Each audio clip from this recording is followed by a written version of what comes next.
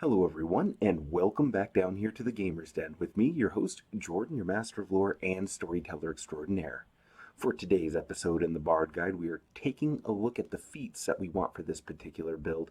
And while this is what I'm calling the sharp-tongued leader build, this build is very much somebody who is going to be able to participate in combat and do so effectively, both by physical means, usage of their bardic performance, and with the wide variety of skills and spells that they have at their disposal, they can be incredibly effective characters. And I will say that there will be an addendum coming, well, it'll be at the very end of this particular series, but there's something important to note with this particular build, and we'll just get to that when it comes time to. But for now, let's go ahead and dig into the feats that we want for our bard. And starting off, we have Discordant Voice. Now, this one requires that you have bardic performance, which, duh, we do, and perform oratory or sing at 10 ranks, which is exactly what we want to do for this build, is one of those two verbal skills. Anytime you use your bardic performance, allies within 30 feet will deal an extra 1d6 points of sonic damage, which few things are resistant to, and this only affects targets that are within 30 feet, unfortunately. But since you're always going to be using a bardic performance and very few creatures are resistant to sonic damage, this still is a pretty solid feat to have. It just helps to up the damage output, and while by the time you have 10 ranks, a d6 is not going to be huge, this does stack pretty nicely with the archery build that we're putting together for the Sharp Tongue Leader. Speaking of, the next feat that we have in the selection here is Weapon Proficiency Longbow. Now, if you're playing an elf, you're already getting this for free, so you don't need to worry about it. All other races, though, will want this. You just need the longbow. It helps up your damage output quite a bit. Though, if you feel comfortable with using the short bow, since we may well end up be shooting at shorter ranges anyways, just to keep close to use bardic performance, you can still skate by on it. But I do recommend longbow just for that added range and participating in combat just from long range to that short range. But going on after that, especially since we're thinking about operating at shorter ranges, we're going to take point blank shot. This one's a pretty solid feat all the way around. The important thing that it does is it opens up other feats that have this as a prerequisite. This will give you a +1 bonus to hit against targets within 30 feet. And it is handy for offsetting things like deadly aim early on, and it opens up other archery feats, as I said, like precise shot. Now, this one requires point blank shot, but it allows you to fire into a melee without the -4 penalty you would otherwise take for having your allies being there. So, definitely a handy one to have.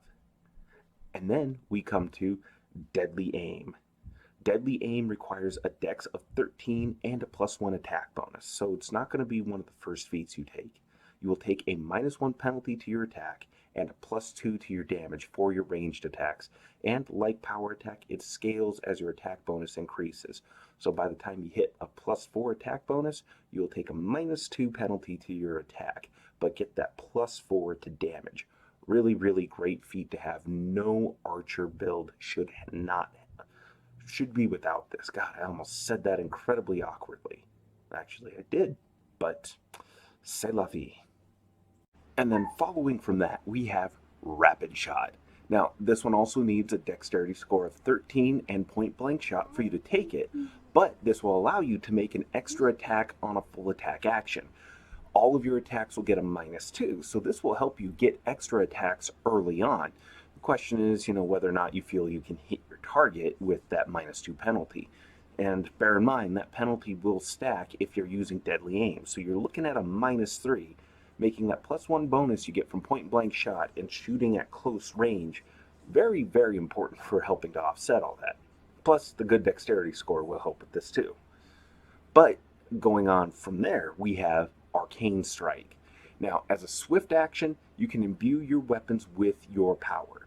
For 1 round, your weapons will deal +1 damage and will be treated as magic for overcoming damage reduction. Every 5 caster levels, this bonus will increase by +1 to a max of +5 at level 20.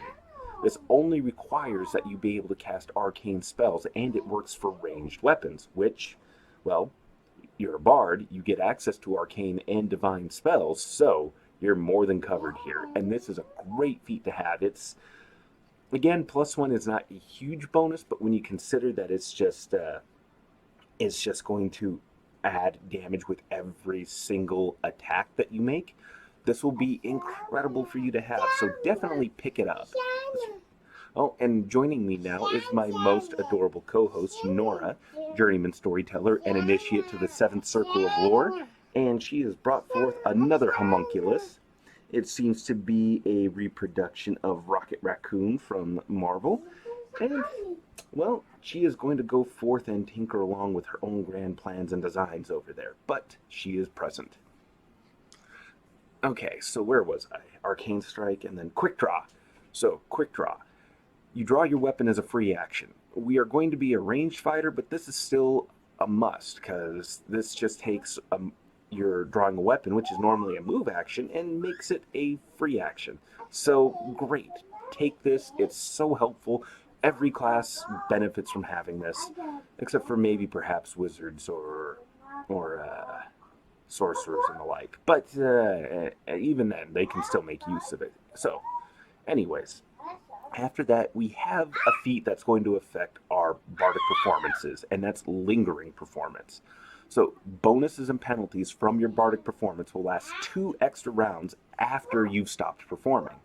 Now, if you start a new bardic performance while you still have those 2 rounds going, that will end the lingering effects, but this can be a good way for you to be able to switch things up, or, if you need to stay silent for the first couple of rounds or whatever, however that may work out or shake out, this can still get you some extra use out of your performances and help you just go that little bit further.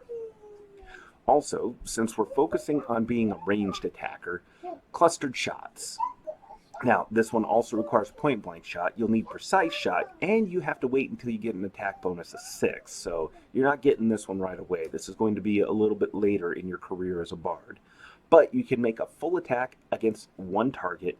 You total all the damage of your attacks that hit before you apply the target's damage reduction.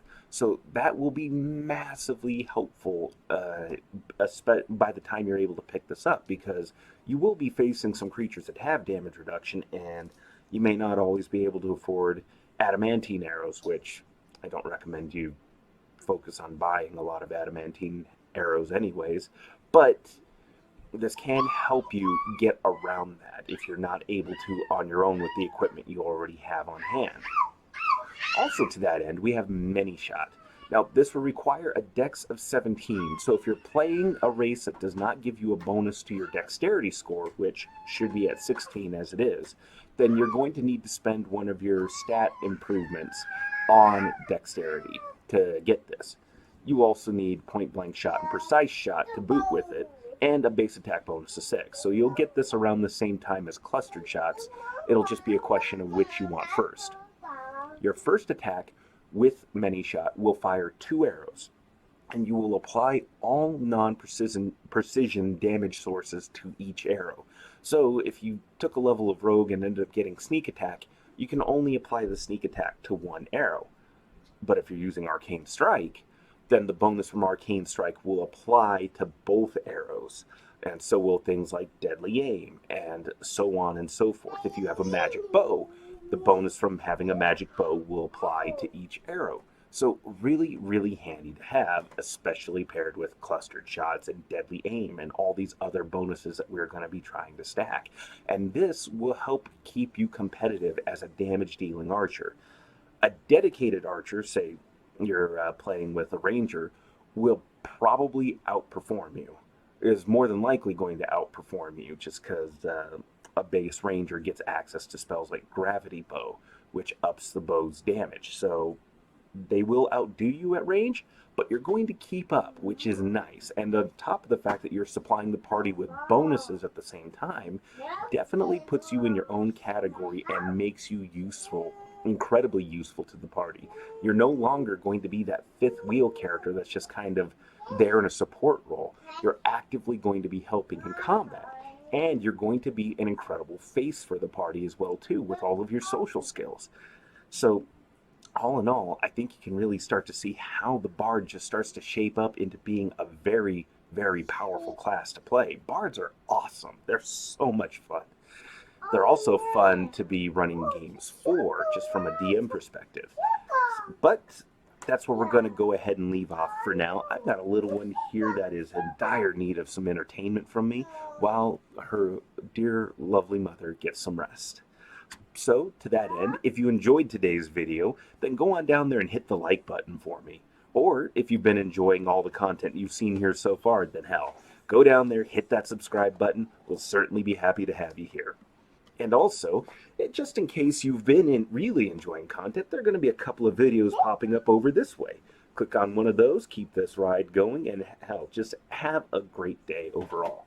But with that said, I've been your host, Jordan, your master of lore and storyteller extraordinaire. Thank you all so much for your time, and you have yourselves a good day.